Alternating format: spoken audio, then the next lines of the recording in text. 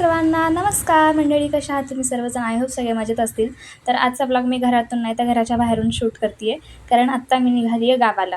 आता एवढ्यात माझं सारखंच गावाला जाणं होते, पण आज काहीतरी विशेष आहे म्हणून मी जाते आहे. तर आज 200 वर्षाची परंपरा आहे आमच्या गावात. तर ते काय आहे ना ते तुम्हाला मी पुढे सांगते. तर त्याच्यासाठी मी खास आली आहे.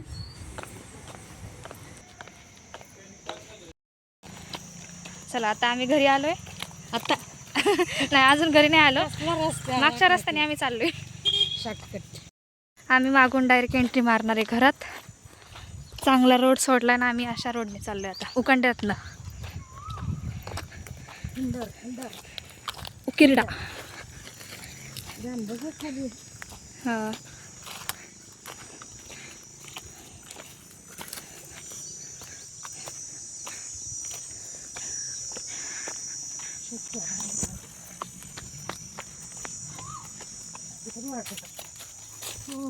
तर आम्ही घरी आलो आहे आणि घरी आल्यानंतर ना आम्ही आईला खूप मिस करतो आहे, कारण आता 1 वर्ष झालं ते आमच्यात नाही आहे आणि ह्या दिवशी खूप जास्त आठवण येते तिची.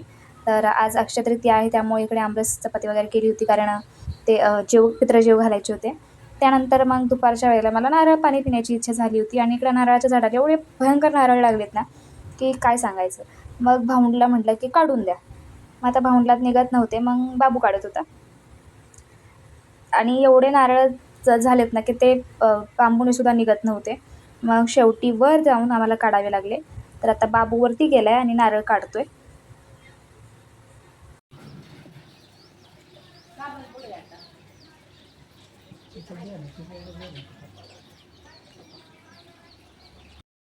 एवढे नारळ काढले आम्ही. नारळ पाणी प्यायची हौस मला जास्त, आणि मी कामाला बाकीच्यांना लावते, मला काढताच येत नाही एवढ्या बरोबर असल्यामुळं. आणि ज्याच्या दारात असतं ते कधीच पित नाही, आणि ज्याच्या नसतं ते विकत घेऊन पित असतं. काय अर्थ याला. म्हणून मी इथं आले की कामाला लावते मला प्यायसाठी.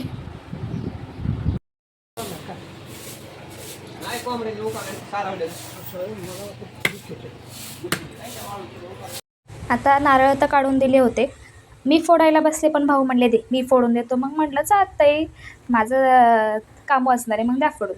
मग आता भाऊ लागले तिकडे नारळ सोडून द्यायला, आणि इकडे बाबू भाई मम्मीचं काम चाललंय, मामींचं पण काम चाललंय, आणि माझे भाऊ माझ्यासाठी नारळ सोलून देतात.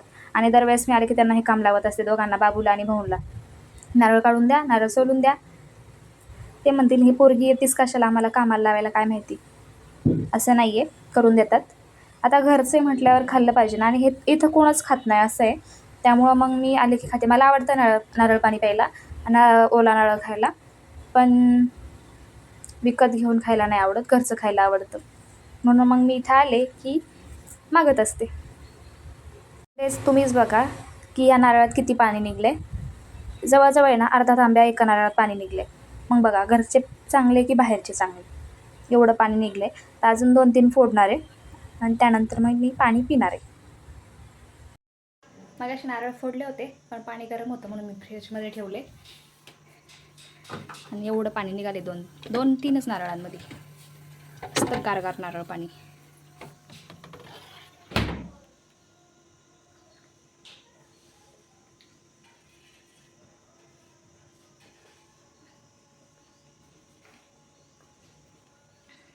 तर आता संध्याकाळचे 10 वाजलेत आणि आता आम्ही सगळे घरातले निघाले गावामध्ये चावडीवरती सोंग बघायला. तर हे सोंग म्हणजे काय ना, खरं तर मला जास्त माहीत नाही, पण हे 200 वर्षापासून जास्त काळ झाला की ही परंपरा सुरू झालेली आहे. आणि अक्षय तृतीयेच्या दिवशी हा सोंगांचा प्रकार असतो. तर इथे म्हणजे थोडक्यात सांगायचं झालं ना, तर वेगवेगळ्या देवांचे त्यानंतर राक्षसांचे मुखवटे जे आहेत ना, तर ते ह्या दिवशी काढतात. आणि पुरुष मंडळी जे आहेत ना, तर ते लावून ते सगळं होतं. ते पुढं तुम्ही बघाच काय काय असतं. आणि ह्याला बऱ्याच ठिकाणी वेगवेगळी नावं असतील. तर त्याच्या आधी ना काठी असते, काठी नाचवली जाते. त्यानंतर मग काठी आमच्या घराशेजारी एक मंदिर आहे, तिथं मग ती काठी ठेवतात, आणि तिथून पुढं मग सोंगांचा कार्यक्रम रात्रभर सुरू असतो. म्हणजे संध्याकाळी 10 ते दुसऱ्या दिवशी सकाळी 6, 6:15 हा कार्यक्रम सुरू असतो. तर याच्यामध्ये ना खरं सांगायचं झालं तर गावातले सर्व लोक असतात, म्हणजे सर्व जातीचे धर्माचे लोक. इथं कुठलाच भेदभाव नाही, म्हणजे अगदी मराठी असतील, ब्राह्मण असतील, मुसलमान असतील किंवा इतर जातीचे जे लोक आहेत ना, सगळे ह्या सोंगांमध्ये भाग घेतात. आणि ते तुम्हाला मी पुढं पुढं सांगेल थोडक्यात. तर आता इकडे काठी ना घराकडे चालली आहे, बऱ्याच ठिकाणी पूजा वगैरे होते आणि जाते. तर आम्ही सगळे आलो, इथे बसलो आहे आणि आम्ही लवकर चालतो, त्यामुळे आम्हाला लवकर जागा भेटली. तर हे पहिलं सोंग आलेलं आहे झाडूवाल्याचं. तर याच्यामध्ये असं जास्त काही नाही आहे, पण प्रत्येक सोंगांमध्ये काही ना काही संदेश असतो. आणि सगळ्यात महत्त्वाचं जे आहे ना, ज्याच्यासाठी सगळी लोकं येतात, म्हणजे अगदी पुणे, मुंबई वगैरे सगळ्या ठिकाणाहून लोकं येतात. तर म्हणजे जे गावातले जे बाहेर आहेत ना, ते सगळी लोकं इथे येतात. तर ते म्हणजे दैत भवानीचं सोंग, आणि ते खरंच अंगावर शहारे आणण्यासारखं सोंग असतं. तर ते तुम्ही पुढे बघालच. तर ते युद्ध वगैरे होतं आणि असं आहे. तर बघत राहा, तुम्हाला नक्कीच आवडेल. हे आहे विदूषकाचं सोंग. आणि यांच्यासोबत आहे ना त्यांचा नातूसुद्धा आला होता. त्यालासुद्धा मज्जा येत होती हे सगळं करायला. तर खूप भारी आहे हे सगळं पाहणं. आणि म्हणजे हे वर्षातनं एकदा असतं आणि ह्याची वाट आहे ना, मी खरंच वर्षभर बघत असते की कधी ती येते आणि मी कधी सोंग बघायला जाईल. मी लहानपणापासून जसं मला कळतंय ना, तसं मी सोंग बघते आहे. आणि रात्रीच्या 10 वाजल्यापासून मी सकाळी 6 वाजेपर्यंत कंटिन्यू ते बघत असते. मी अजिबात झोपत नाही किंवा कंटाळा करत नाही. तर खूप भारी असतं हे बघायला, खरंच म्हणजे अप्रतिम असतं हे सगळं. आणि इकडे मी ना दोन्ही कॅमेरा ऑन केले, जेणेकरून मी पण दिसेल आणि मागचं पण दिसेल. तर त्यानंतर हे तिसरं सॉन्ग आलेलं आहे, म्हणजे आता मेन सुरुवात होती आहे. तर गणपतीचं आहे, त्यानंतर म्हणजे गणपतीची पूजा वगैरे होणार.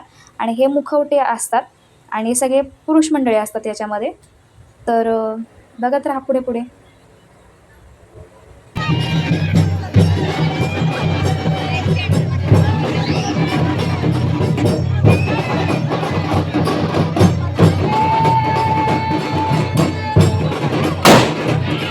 आता सादर होणारं सोंग आहे ते गणपती गजानन.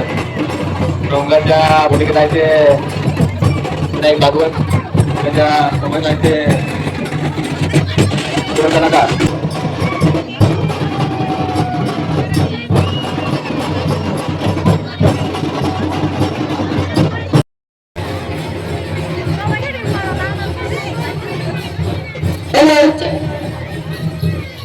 और का जागे हो समोर का पुढे येऊ नका का थांबायचंय, पुढे यायचं पब्लिकने.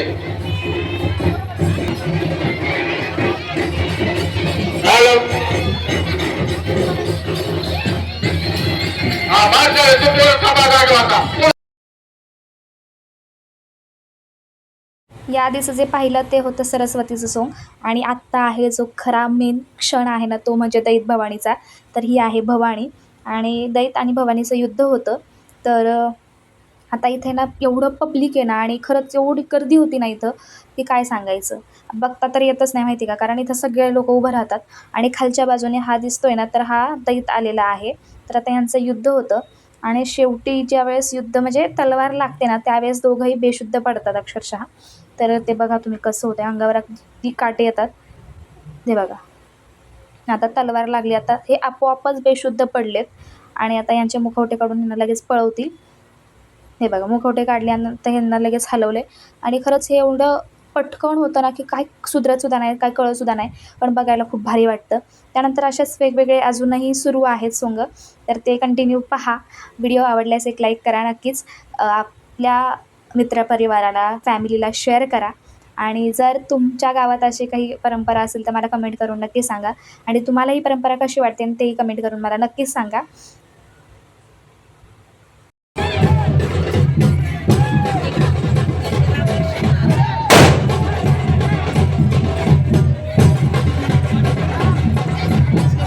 हे जे तुम्हाला ढोल वाजवताना दिसत आहेत ना, तर हे शेख गुरुजी आहेत. आता हे मुस्लिम आहेत, परंतु ह्यांच्या डोक्यावर जर तुम्ही टोपी पाहिली तर ही म्हणजे गांधी टोपी आहे. आणि ही त्यांची आजच नाही तर ही त्यांची कायम असते. म्हणजे एक सांगायचा उद्देश असा आहे की म्हणजे हे काही लोक असे असतात जे जात धर्म वगैरे पाळत नाही.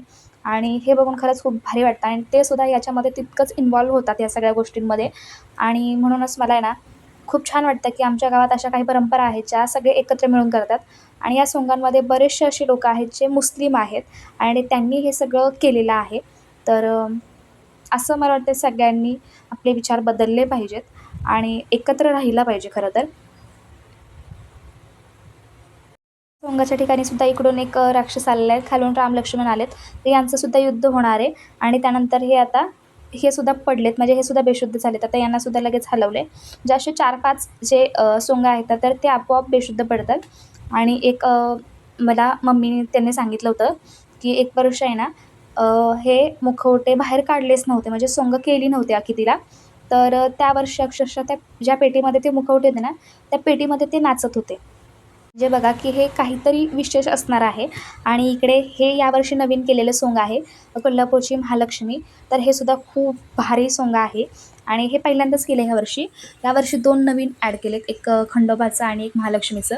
कारण खंडोबा हे आमचं ग्रामदैवत आहे, त्यामुळं ते सुद्धा त्यांनी आता ह्यावर्षी घेतलेलं आहे. आणि हे महालक्ष्मीचं सोंग पाहून, म्हणजे अवतार पाहून खरंच असं वाटलं की साक्षात आई समोर आहे. आणि खूप भारी केलं होतं. आणि हे सगळं करायला खूप मेहनत घ्यावी लागते. आता इकडं आलेत मणी आणि मल्ल, जे खंडोबाचे काय म्हणतात त्याला, मग खंडोबाने त्यांना मारलं होतं ना, त्यामुळं त्याच्यावरून खंडोबाचं नाव मल्हार असं पडलेलं आहे. तर खालच्या बाजूने खंडोबा येतोय, आणि इकडून हे दैत्य चाललेले आहेत. आणि एवढा भंडारा उधळला होता ह्या सोंगामध्ये, तर आमच्या अंगावर तर सगळं भंडाराच भंडारा झाला होता.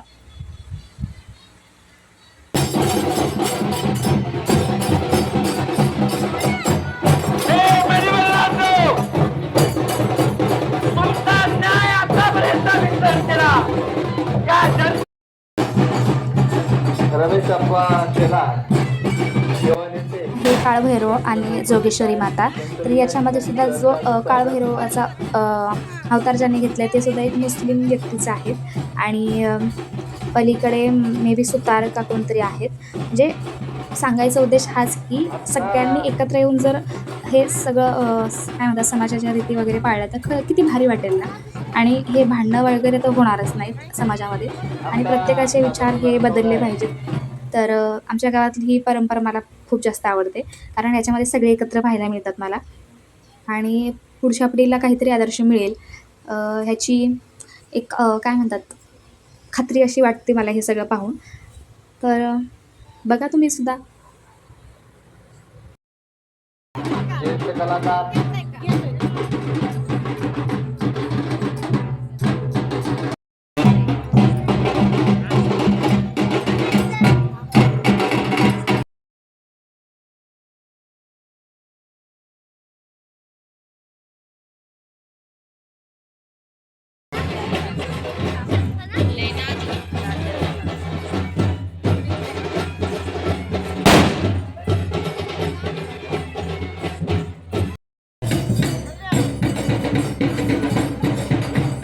पहा, या पिंपळाचं नृत्य पहा.